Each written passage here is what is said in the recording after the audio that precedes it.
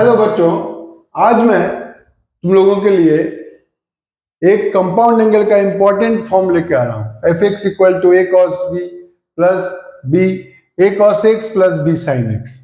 ठीक है, तो ये बहुत ही इंपॉर्टेंट है, ये तुम्हारा बहुत जगह पे यूज होगा। तो ये फॉर्म मैं बता दे रहा हूं, इन टर्म्स ऑफ साइन भी दिखा दे रहा हूं और कॉस भी दिखा दे रहा हूं, और उससे इसका मैक्सिमम और मिनिमम वैल्यू भी हम लोग निकाल सकते हैं। ये तुम जो क्लास 12 में इंटीग्रेशन करोगे वहां भी ये चीज याद रहेगा। तो बहुत जन भूल जाते हैं, तो तुम लोग याद रखना ये रिलेशंस को। ठीक है, कैसे हम लोग करते हैं देखो। देखो यहाँ पे पहले हम क्या करेंगे, पहले मैं इसको साइन के टर्म में लाके दिखा रहा हूं।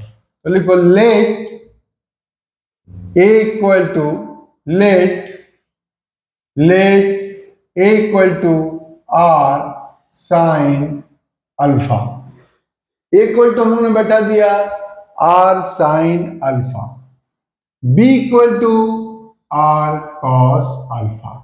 तो पहले हम इसको क्या करते हैं, इन लोगों को एक्सप्रेशन को जो पोलर फॉर्म में ले लेते हैं। तो जब भी हमने a equal to r sine alpha b equal to r cos alpha बैठाया, तो हमको a square plus b square equal to क्या मिल जाएगा, r square sine square alpha plus cos square alpha. तो ये 1 हो गया, तो r का वैल्यू हो जाएगा root under a square plus b square.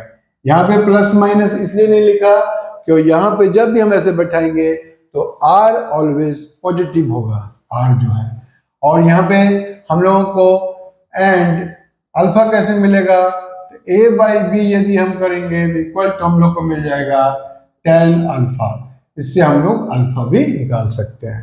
तो अब हम क्या करते हैं, तो देयरफॉर एफ एक्स मतलब फंक्शन ऑफ एक्स, तो यहाँ पे हमने ए की जगह बैठा देता हूं आर साइन अल्फा। तो बैठाने के बाद हमको क्या मिला, r sine alpha cos x plus r cos alpha sine x. तो जब हमने आर कॉमन ले लिया हमको मिल गया आर का r sine x plus alpha. Okay, और r का वैल्यू क्या मिला, r का वैल्यू है root under a square plus b square equal to sine x plus alpha.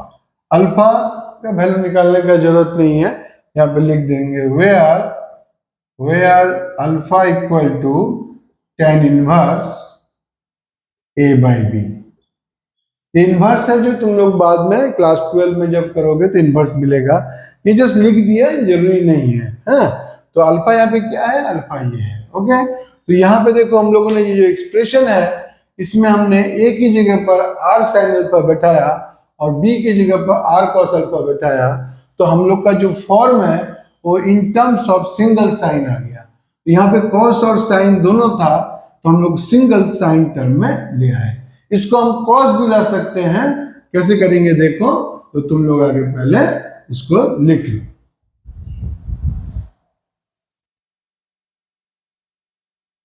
देखो हम लोग ने मैंने बताया कि जैसे इसको हम लोग किसके सिंगल साइन में कैसे लेते हैं। जब भी ये cos x plus b sine x को हम लोग सिंगल cos या सिंगल साइन में ले लेते हैं, तो साइन में मैंने बता दिया। देखो cos कैसे करेंगे, एक ही जगह बैठाएंगे आर कॉस अल्फा, वहां पे एक ही जगह पे क्या बैठाया था, आर साइन अल्फा।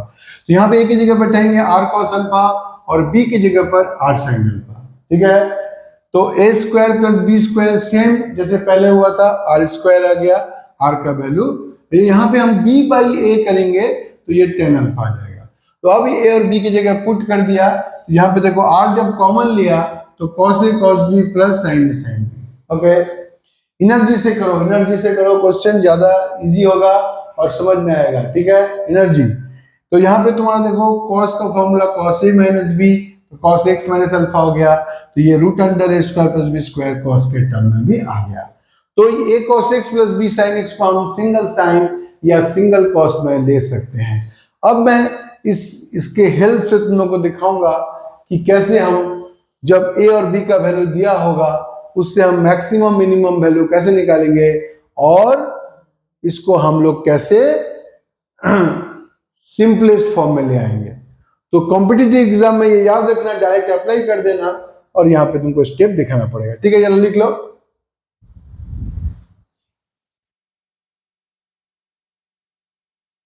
देखो f x equal to a cos x plus b sine x, इसका मैक्सिमम और मिनिमम वैल्यू क्या है, कैसे निकालते हैं। तो इसको हम लोगों ने देखा कि सिंगल साइन और सिंगल कॉस में कैसे लेते हैं। तो सिंगल कॉस में हमारा क्या आया था, रूट अंडर, सिंगल साइन में root under a square plus b square sine x minus alpha. Cos भी लिख सकते हो, हाँ एक ही बात है। तो एंगल कुछ भी हो, साइन का जो वैल्यू है वो -1 से लेकर 1 के बीच में होता है। तो -1 less than equal to sine x plus alpha less than equal to 1। अब इससे क्या किया, root under a square plus b square positive term है तो हम तीनों में इंटू कर दिया। तो minus root under a square plus b square less than equal to root under a square plus b square sine x plus alpha less than equal to root under a square plus b square. तो ये एक relation मिल गया कि a cos x plus b sine x का minimum value होता है minus root under a square plus b square और मैक्सिमम वैल्यू होता है plus root under a square plus b square. तो ये तुम लोग याद रखना, कॉम्पिटिटिव एग्जाम में तो डायरेक्ट अप्लाई कर पाओगे, किंतु यहाँ पे तुमको स्टेप दिखाना पड़ेगा। किंतु पहले तो दिमाग में याद रखना पड़ेगा ना कि ये मेथड है। ओके, तो ये तुम लोग लिख लो कैसे मैंने एक cos x plus b sine x का मिनिमम और मैक्सिमम वैल्यू निकाला। ओके, लिख लो।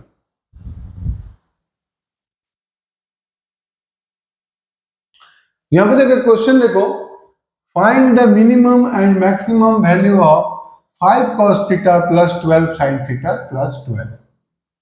तो जो मैंने a cos x plus b sine x form में कराया, वो जिसको नहीं होगा, नहीं पता होगा, तो ये प्रॉब्लम नहीं कर सकते। क्यों, cos और sin दो एक्सप्रेशन में दो टर्म होने से मैक्सिमम मिनिमम वैल्यू नहीं निकाल सकते हम लोग। तो ये हम लोग क्या करेंगे, इसको हम सिंगल साइन या सिंगल कॉस में ले लेंगे। तो हम इसको क्या करता हूं, यहाँ पे थीटा वेरिएबल है, इसको मैं फंक्शन ऑफ थीटा पकड़ लेता हूं। अब इसको क्या किया, तो लेट 5 इक्वल टू पकड़ लिया r cos अल्फा, साइन में भी ले सकते हो, साइन 10 में कॉस में भी ले सकते हो। 12 इक्वल टू हो गया r साइन अल्फा। तो r क्या है, r का formula root under a square plus b square. तो यहाँ पे तुम्हारा a है 5, तो 5 स्क्वायर हो गया और 12 स्क्वायर, तो इसको वैल्यू करके कर देना, देखो 13 आ जाएगा। तो ये बैठाने के बाद तुम्हारा देखो एफ थीटा इक्वल टू, तुम जब भी 5 की जगह पर r cos अल्फा बैठाओगे और 12 की जगह r sin अल्फा बैठाओगे, इसकी जगह मत कुछ मत बैठाना, ये 12 की जगह पर, तो तुम्हारा आ जाएगा r cos theta minus alpha. ये एक बार में लिख दिया क्योंकि मैंने इसको आगे दिखा दिया है कि कैसे ये आ गया। अब यहाँ पे r का वैल्यू कितना है 13, तो 13 यहाँ पे बैठा दिया, तो cos थीटा माइनस अल्फा। अब यहाँ पे देखो ये प्लस 12 भी है, तो प्लस 12 लिख दिया, तो प्लस 12। ओके, तो मैंने क्या किया, पहले ये 5 cos theta plus 12 sin theta को सिंपल एक सिंगल कॉस फॉर्म में ले लिया। तुम लोग साइन में भी ले सकते हो। अब देखो एंगल कुछ भी हो, कॉस का जो मिनिमम और मैक्सिमम वैल्यू क्या होता है, -1 से लेकर 1 के बीच में होता है। अब पहले क्या, 13 से मल्टीप्लाई कर दिया, 13 से मल्टीप्लाई किया तो 13 cos theta minus alpha, theta minus alpha, यहां भी हम लोगों ने 13 से मल्टीप्लाई किया। अब इसमें 12 ऐड कर दे रहा हूं, तो -13 plus 12 less than equal to 13 cos theta minus alpha plus 12 less than equal to 13 plus 12। तो हम लोग को क्या मिल गया, यहाँ पे देखो -13 + 12 हो गया -1, ये तुम्हारा हो गया एफ थीटा। एफ थीटा जिसको हम लोगों ने क्वेश्चन था उसको एफ थीटा पकड़ लिया था, और ये लेस देन इक्वल टू हो जाएगा तुम्हारा 25। ओके, तो इसका देखो मिनिमम वैल्यू हो गया -1 और मैक्सिमम वैल्यू हो गया 25। मैं कुछ क्वेश्चन दिखा रहा हूं जो इस फॉर्म में पड़ेगा, किंतु उसको r cos alpha r sin alpha बैठाने का जरूरत नहीं है। उसको हम सिंपल सिंगल कॉस या सिंगल साइन में कैसे लेंगे, तो चीज ज्यादा यूज होता है, इसीलिए ए और बी पकड़ के समय नष्ट करने का जरूरत नहीं है, मैं तुमको दिखा रहा हूं। ठीक है, ये तुम लोग लिख लो आगे।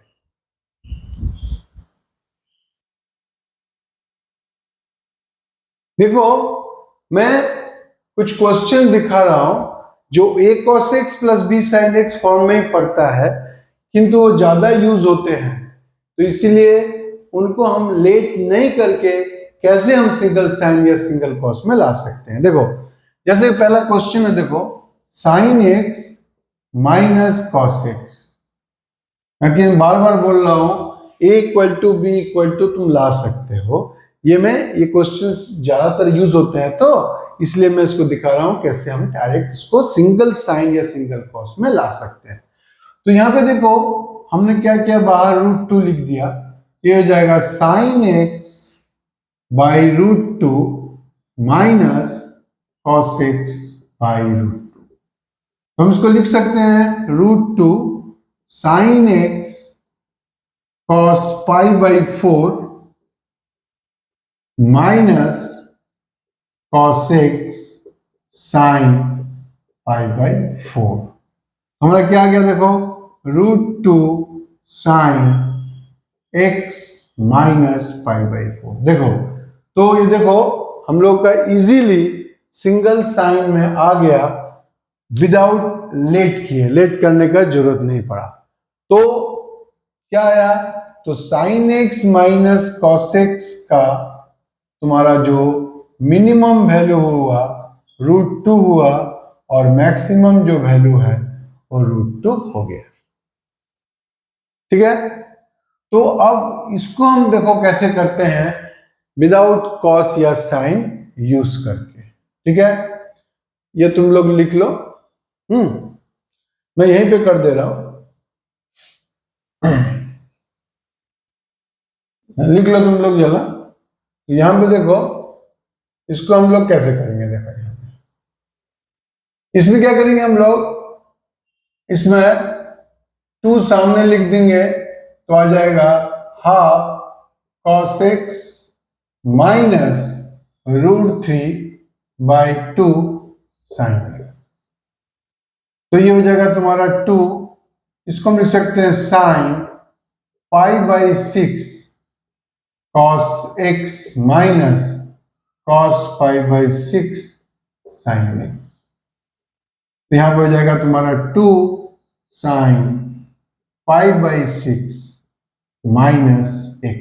देखो सिंगल साइन में आ गया, हमारा सिंगल साइन में आ गया, तो इसका मतलब हो गया, तो तुम्हारा cos √2 आ गया, तो -2 से लेके 2, तो cos x minus √3 sin x, इसका मिनिमम वैल्यू हो गया -2 और जो मैक्सिमम वैल्यू हो गया 2। तो ये क्वेश्चन ज्यादा इजी, देखो माइनस जब होगा तो देख लेना कि साइन में ज्यादा इजी हो रहा है कॉस में, क्यों, ये कॉस में नहीं आ सकता, तो कॉस में आएगा तो माइनस कॉमन लेना पड़ेगा, तो जो इजीली होता है उसमें ट्राई करना लाने का। तो देखो इस sin x - cos x, cos x - √3 sin x जो था उसको हम लोगों ने विदाउट मतलब पकड़ के a = r cos x + b = r sin x करके बिना हम लोग ले आए। इसको पकड़ के भी करते तो एक ही बात होता, लेकिन यहाँ पे a का वैल्यू 1, b का वैल्यू -1 पकड़ना, 1 मैग्नीट्यूड खाली पकड़ना, उससे आ जाएगा। तो ये ज्यादातर यूज होएगा, इसीलिए इसको मैंने अलग से बता दिया। तो ठीक है, तो मैंने a cos x + b sin x का डिफरेंट फॉर्म्स बता दिया, उससे मैक्सिमम मिनिमम वैल्यू कैसे निकालोगे और sign x minus cos x होगा तो उसको सिंगल साइन में कैसे लिखोगे। ये खाली ट्रिग्नोमेट्री मतलब कंपाउंड एंगल में खाली यूज नहीं होगा, दूसरा चैप्टर मतलब इंटीग्रेशन डेरिवेटिव में भी ये सब यूज हो जाएगा, इनवर्स ट्रिग्नोमेट्री में भी ये सब यूज होगा। ओके ठीक है, तो आज के लिए इतना ही काफी है। यदि तुम लोगों को लगता है कि ये क्लास तुम लोग हेल्प कर रहा है तुम लोग को, तो प्लीज सब्सक्राइब करो। सब्सक्राइब करे बिना देखे चले मत जाना, तो प्लीज सब्सक्राइब करो, कमेंट करो, लाइक करो और फ्रेंड में शेयर करो और नोटिफिकेशन का बटन भी दबा के रखो, जिससे क्लास तुम जब भी मैं दूं तुमको इन्फॉर्म हो जाए। ओके, आज के लिए टाटा, बाय बाय।